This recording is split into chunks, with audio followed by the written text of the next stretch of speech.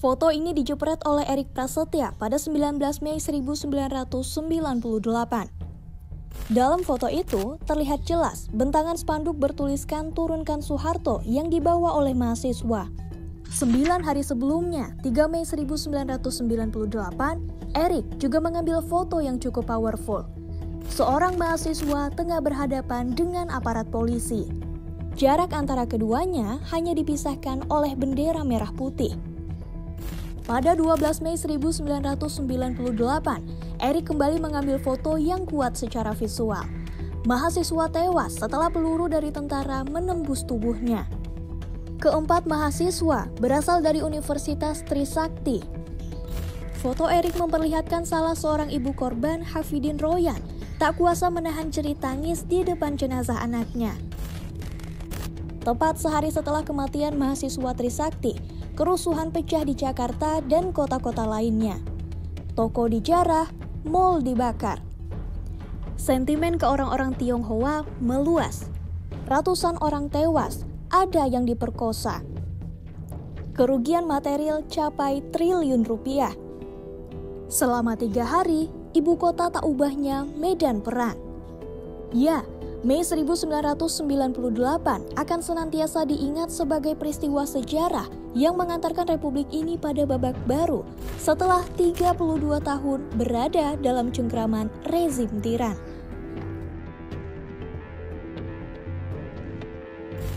Pada 1997, Soeharto dan Golkar kembali menang pemilihan umum.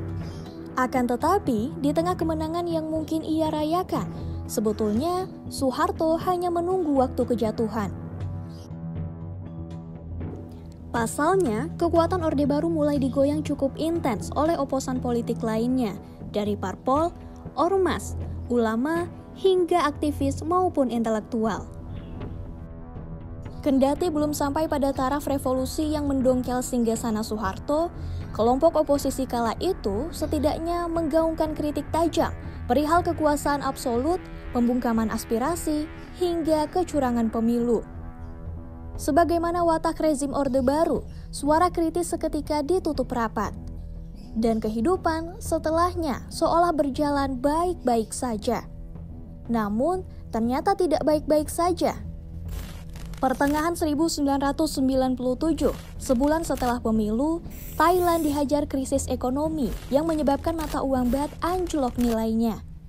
Krisis ini merembet pula sampai Indonesia yang berdampak pada turunnya harga rupiah.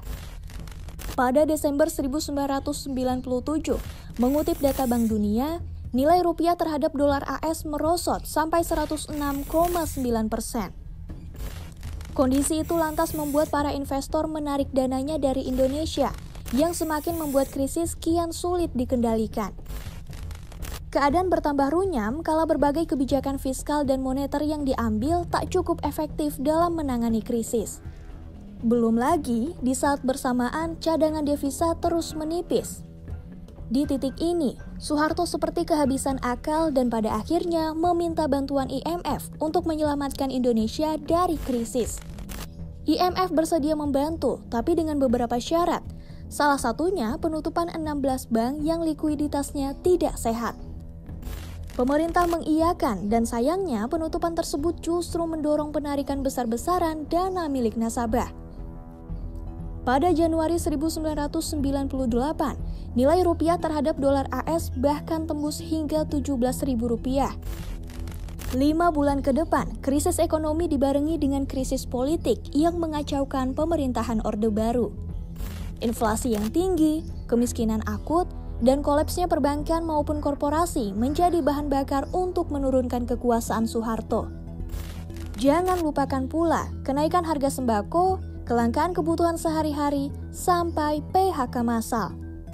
Ini belum termasuk praktik culas yang dibangun Orde Baru yang hanya menguntungkan Soeharto dan kroni-kroni maupun keluarganya. Ketidakstabilan di dalam negeri lantas jadi pemandangan yang mesti dijumpai pada bulan-bulan itu. Soeharto, yang meskipun tekanan kepadanya mengalir begitu derasnya, tetap bergeming dalam singgasananya. Ia menyebut krisis ekonomi merupakan rekayasa politik dan bagian dari permainan kelompok yang tak suka terhadap pemerintahannya. Ia tak ingin mundur dan malah mencari dukungan politik ke banyak arah, dari ulama sampai militer. Pada Maret 1998, Soeharto bersama B.J. Habibie dilantik jadi presiden dan wakil presiden. Ia menjanjikan reformasi dalam tata kelola pemerintahan dengan harapan gejolak massa yang tak lagi percaya kepadanya dapat diredam. Tapi, reformasi yang ditawarkan Soeharto salah satunya memperbaiki perekonomian tak disambut oleh rakyat. Di waktu bersamaan, dukungan kepadanya kian menipis menuju lenyap ketika belasan menteri menolak masuk dalam kabinet pemerintahannya. Desakan untuk mundur pun menggema kencang, termasuk dari para loyalisnya. Dan pada akhirnya, setelah merasa tak lagi mendapat dukungan, Soeharto pada 21 Mei 1998 mengucapkan pernyataan yang disambut gegap gempita. Saya memutuskan untuk menyatakan berhenti dari jabatan saya sebagai Presiden Republik Indonesia terhitung sejak saya bacakan pernyataan ini pada hari ini, Kamis 21 Mei 1998. Ya, setelah 32 tahun berkuasa, Orde Baru tumbang dalam rentang 5 bulan penuh huru-hara selama 1998. Soeharto turun dan B.J. Habibie, wakilnya, naik menggantikannya. Reformasi lalu menjadi penanda bergantinya Indonesia ke arah yang lebih demokratis. Tapi, apa saja yang sudah muncul selama 25 tahun terakhir setelah reformasi 1998? Harapan untuk menyambut Indonesia yang baru ternyata tidak semudah membalik telapak tangan. Tim Lindsay, akademisi dari University of Melbourne, dalam tulisannya menyebut bahwa reformasi adalah sejarah. Setelahnya, Indonesia dihadapkan pada banyak ketidakpastian yang melahirkan kecemasan dan kebingungan karena satu dan lain soal.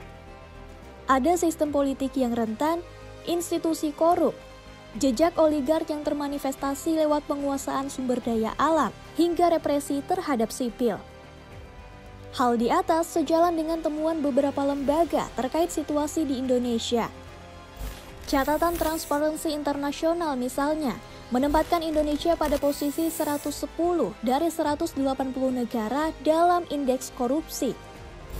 Nilai Indonesia turun 4 poin menjadi 34 dari tahun lalu sebanyak 38 dan menjadikannya penurunan terbesar sejak 1995. Kemudian, dari catatan Freedom House, indeks kebebasan sipil di Indonesia diberi predikat partly free atau sebagian bebas dengan skor 59 dari 100. Penilaian tersebut menyoroti betapa perkara-perkara seperti diskriminasi terhadap kelompok minoritas, pendekatan militeristis ke Papua, sampai regulasi yang mengekang, misalnya pasal penodaan agama, adalah batu ganjalan yang dihadapi Indonesia pasca 1998. 25 tahun berlalu sejak reformasi 1998. Soeharto digulingkan dengan harapan belenggu kediktatoran dapat dilenyapkan. Tapi, 25 tahun sejak reformasi 1998, langkah untuk mewujudkan harapan yang ideal itu ternyata masih tertatih-tatih.